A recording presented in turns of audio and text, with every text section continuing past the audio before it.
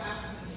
So before we start our lesson today, let us pray together so that today's lesson can run smoothly and to be difficult for all of us. Okay, let us pray together. Start. Finish. Thank you. Now I would like to check your attendance. Please respond when I call your name. Okay? Okay. Bintang, Present. Fadila, Present. Indira, Present. Beata, Present. Alin. Present. Okay, thank you. Today we are going to talk about something very important, especially for you as future counselors. Jadi hari ini kita bakal membahas soal giving advice in counseling communication, yaitu bagaimana caranya kita memberi nasihat dalam konteks counseling yang mana menggunakan bahasa Inggris yang sopan, empati, dan juga profesional. So please don't worry too much about grammar at first. Kita bakal fokus ke ide, sikap, dan cara kita berbicara kepada seseorang yang sedang mengalami masalah emosional. Okay, before we talk about the language, let me ask you something. If your friend tells you that they feel very stressed or overwhelmed, what do you usually say?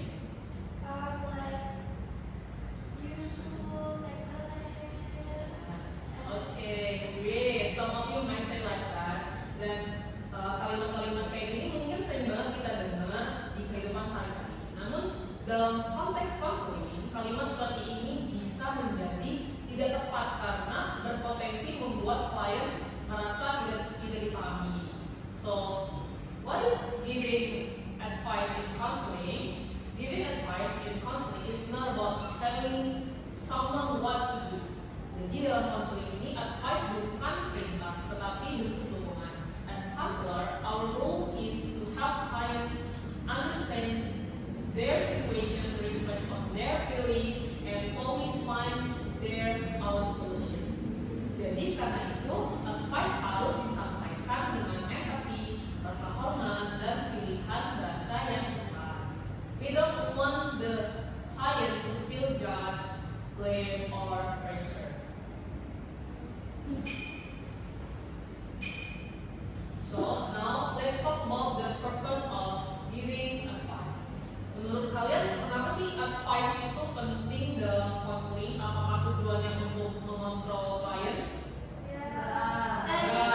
Okay, of course not. The purpose of giving advice is to support, not to dominate. Jadi tujuannya adalah membantu klien merasa dipahami, mengurangi beban emosional, dan juga memberikan saran yang bisa dipertimbangkan, bukan perintah. In counseling, trust is very important. Jadi kepercayaan itu hanya bisa dibangun jika klien merasa aman dan dihargai. So, advice is not about making decision for clients, but helping them think clearly and decide for themselves. Okay, this part is very important, so please pay attention. Coba bandingin dua kalimat ini. You always make bad decision, and I understand the situation is difficult for you. Which one sound more comfortable? Jadi kalimat pertama itu terdengar seperti menghakimi, sedangkan kalimat kedua terdengarnya lebih empati dan supportive. So in counseling, judging language can hurt clients emotionally, reduce trust, and make client close themselves off.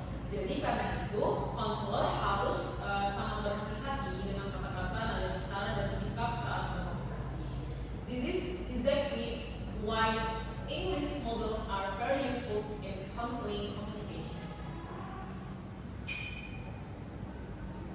Next is models of advice in counseling. So in English, we use model verb to soften advice. Model help us sound polite, professional, and non-threatening. The three model of advice we focus on today are should, ought to, and had better. Each model has a different level of strength, and we must choose the correct one based on the client situation. So let's start with should. Menurut kalian, does should sound strong or soft? Okay, should is used for general advice. It sounds friendly and non-threatening. In counseling, we often use should for common problems or mild emotional situation. For example, you should take a short break. Kalimat ini nggak memaksa klien. It simply gives a suggestion and leaves room for choice. Now, let's move to ought to. Ought to sounds slightly stronger and more formal than should. It is used when a problem needs more attention but still respects the client's autonomy. For example, you ought to get more rest. Jadi kalimatnya lebih terdengar serius, tapi tetap sopan dan tidak menghakimi. And had better is the strongest model of advice. Jadi, apakah kita menggunakan had better untuk masalah kecil? No. Okay. We use had better for serious situations such as mental health issues, safety concern, or serious academic or personal risk. For example, you had better not ignore your mental health. Even when giving strong advice, we must still sound empathic.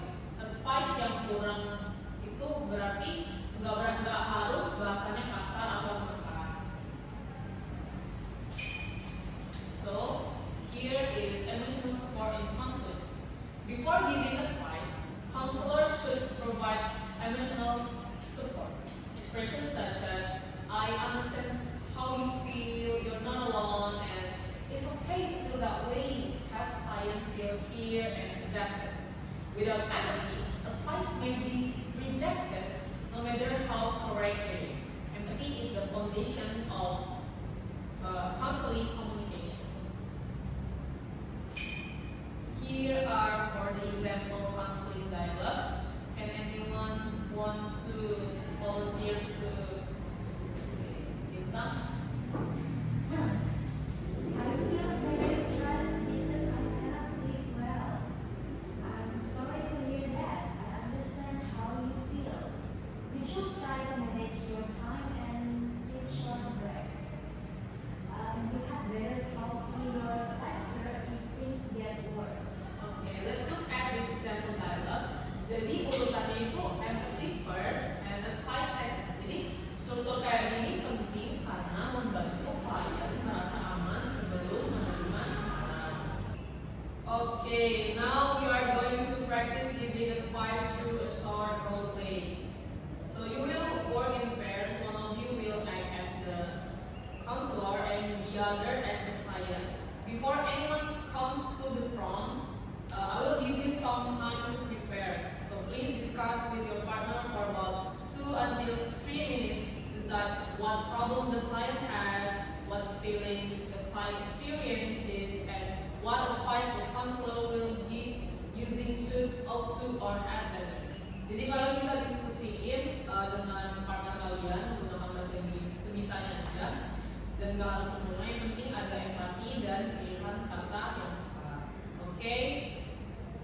Oke? Let's start. Finish. Okay, alright, time's up. Now I would like maybe one pair to come to the front and perform your play. Okay, Indira and Ginta. So please remember, start with empathy, then give advice and speak politely and respectfully. Okay, so here I ask the client and Linda as the counselor. Okay, ready? You may start. Hello, miss. So lately I feel stressed. Hello. Can you tell me what makes you feel stressed? I have made assignment and exams. I'm not tired. And I can't focus in class. I understand how you feel. That's so many difficulties. Yeah, sometimes I feel anxious and worried about my grades.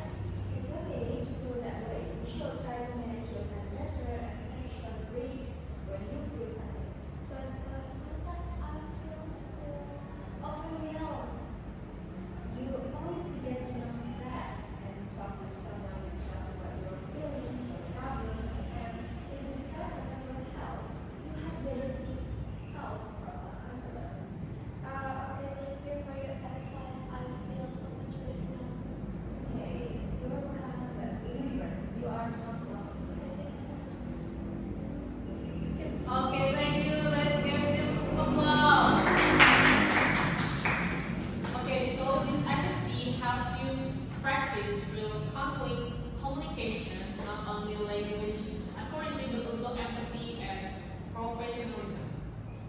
Now, before we end, today's lesson, we will have a short oral assessment. So the questions are already shown on the slide. I will read each question and you will answer it orally. So please listen carefully.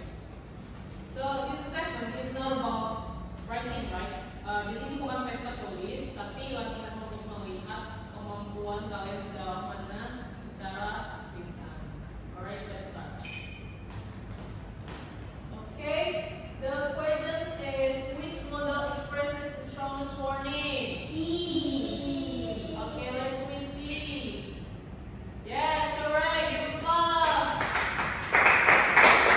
Okay, the second question is which sentence shows empathy? C.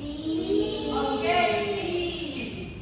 That's correct. Give applause. And the third question, which sentence uses ought to correctly? B. Really? Okay, good. Give applause. And the fourth question, counseling requires empathy because? B. Okay, how about you, Lily? B, miss. Okay, let's see. Okay, correct. Give applause. And the last one, which situation is most suitable for using had better? C. How about you, Indira? Okay, let's see. Yes, that's correct. Give applause. Okay. So, what we learned today, anyone? We learned about how to give advice in counseling. Okay, good, Aline and Indira. So today we learned that giving advice in counseling requires empathy. Models have softened advice and language choice strongly affects how clients feel and respond. We are not only learning English but also professional counseling communication. So for homework, you will prepare 3 spoken advice responses based on one counseling situation such as stress, anxiety, homesickness, or academic pressure. So this task will help you practice real counseling communication. So next meeting you will present your